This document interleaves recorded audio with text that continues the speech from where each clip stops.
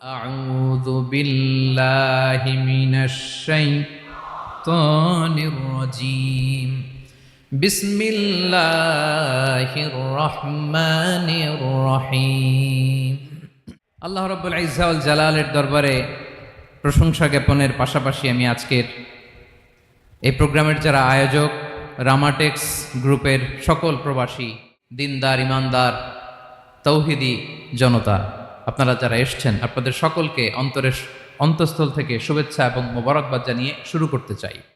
255 নম্বর আয়াত, সূরাতুল বাকারা, আয়াত নাম্বার 200, সবাই বলুন 255 নম্বর আয়াত। মুখস্থ আছে সবার?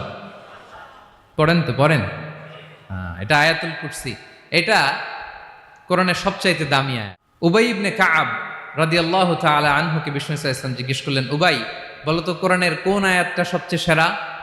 উবাই জানেন, তারপরে বললেন আল্লাহু ওয়া রাসূলুহু আ'লাম, আল্লাহ রাসূল ভালো জানেন। দেখেন কত বিনয়ী ছিলেন সাহাবারা, জেনেও উত্তর দিতে চাইতেন না, ভাবতেন না জানি বিষ্ণুনবী নতুন কিছু আমাদেরকে জানায়। বিষ্ণুনবী আবার বললেন, তুমি কি জানো কোরআনের সবচেয়ে শ্রেষ্ঠ আয়াত কোনটা? এবার উবাই ভাবলেন এবার আমি উত্তরটা দিয়েই দেই। তিনি বললেন আয়াতুল কুরসি, আল্লাহু লা ইলাহা ইল্লা হুয়াল হাইয়ুল কাইয়্যুম। এত আয়াত থাকতে এই আয়াতটা কেন সর্বশ্রেষ্ঠ হলো রে ভাই?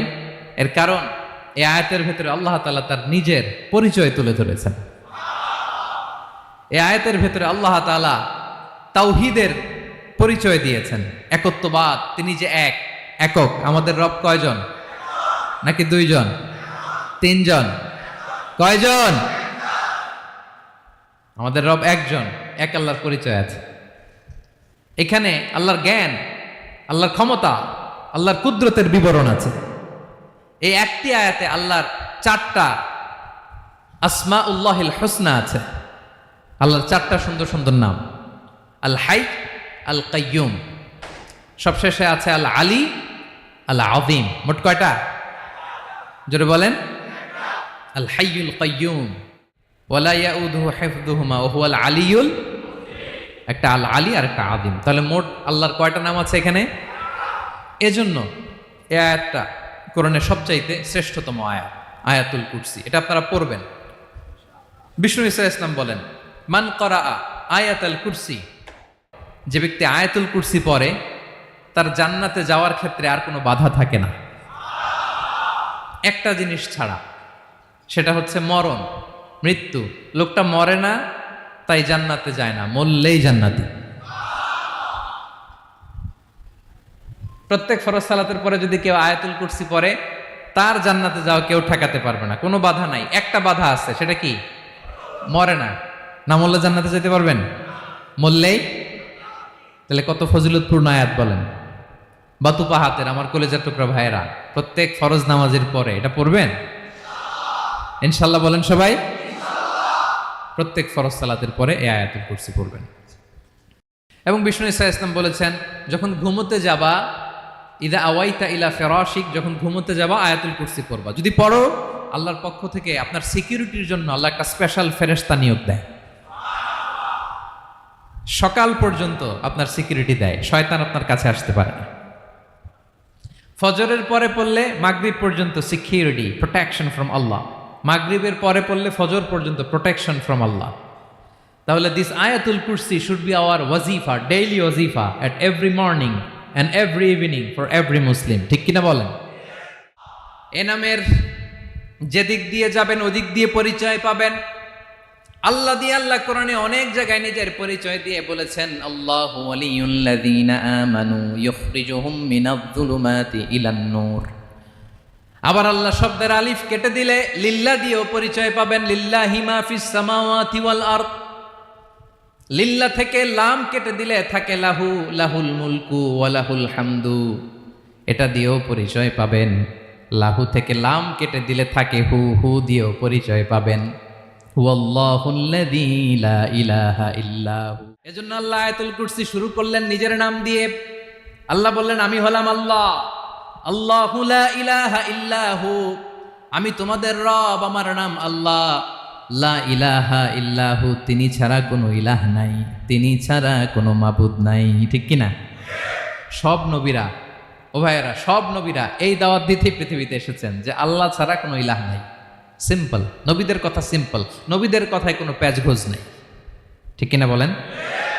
একেবারে সিম্পল, ভেজাল নাই, গোজামিল নাই, নবীদের কথায় কোনো প্যাচ গোঁজ নাই। সব নবীরা একই দাওয়াত দিয়েছেন, ইয়া কওমি ইবুদুল্লাহা মা লাকুম মিন ইলাহিন গায়রুহ, ইয়া কওমি ইবুদুল্লাহ। এটাই তাওহীদ, এটাই ওয়াননেস অফ গড, আল্লাহর একত্ববাদের শিক্ষা। এর বিপরীত হচ্ছে শিরক। এর বিপরীত কি? ক্যান্সারের অ্যান্সার আছে, কিন্তু শিরকের কোনো অ্যান্সার।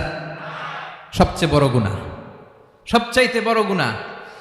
ইন্নাল্লাহা লা ইয়াগফিরু আন ইউশরাকা বিহি ওয়া ইয়াগফিরু মা দুনা যালিকা লিমান ইয়াশা। আল্লাহ রাব্বুল আলামিন চাইলে সব ধরনের গুনাহ ক্ষমা করে দেন, কেবলমাত্র শুধুমাত্র শিরকের গুনাহ ছাড়া। কোন গুনাহ ছাড়া বলেন? তাহলে শিরকের সাথে আমাদের কোনো সম্পর্ক।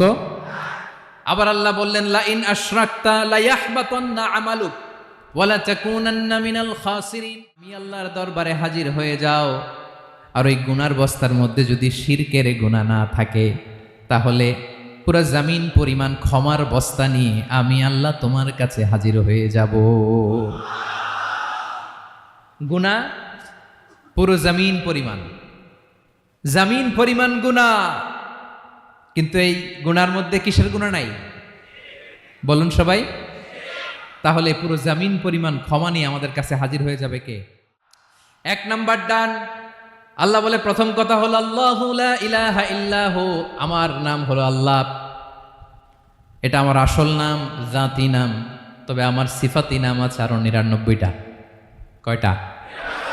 قل ادعوا الله أو ادعوا الرحمن أيما تدعوا فله الأسماء الحسنى। আমি আল্লাহকে তুমি আল্লাহ বলে ডাকো কিংবা রহমান বলে ডাকো, তবে জেনে রেখো আমি আল্লাহর শুধু দুটোই নাম না, আমি আল্লাহর ৯৯টা সুন্দর সুন্দর নাম আছে। বিষ্ণু বলেন, মান আহসাহা দাখালাল জান্নাহ। ৯৯ নাম যে মুখস্থ করবে, এ নামের দাবি যে আদায় করবে, এ নাম অনুযায়ী যে কাজ করবে, জান্নাতে রব্বুল আলামিন তার জন্য এন্ট্রি নির্ধারণ করে দেবে। আল্লাহর এই সুন্দর নামগুলো ধরে ডাকবেন। আমার ভাইরা দোয়ার সময় বলবেন, ইয়া রহমান, ইয়া রহিম, ইয়া জব্বার, ইয়া কাহ্হার,